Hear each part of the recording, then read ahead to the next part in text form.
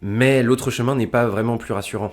Les villes s'étendent sans fin, les villages disparaissent. Il y a près de 600 000 hectares qui ont été artificialisés en 10 ans en France, soit l'équivalent d'un département bétonné en 10 ans. Châteauneuf-les-Moustiers, à 1000 mètres d'altitude, situé en Haute-Provence, est un village en ruine.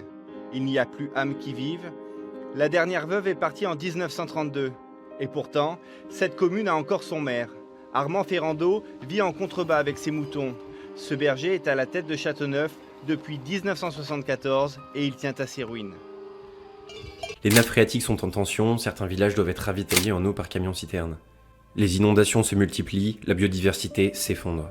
N'oublions pas quand même qu'en quelques années, nous avons éradiqué les 2 tiers des insectes, en quelques décennies, les 2 tiers des mammifères sauvages, en quelques millénaires, les 2 tiers des arbres, que depuis l'année de ma naissance, 80% de la biomasse a été exterminée, qu'environ 500 000 personnes décèdent chaque année en Europe de la pollution, que l'ONU attend 500 millions de réfugiés climatiques dans 30 ans et qu'un terrain de football de forêt disparaît toutes les 2 secondes. Et puis il y a l'exploitation humaine.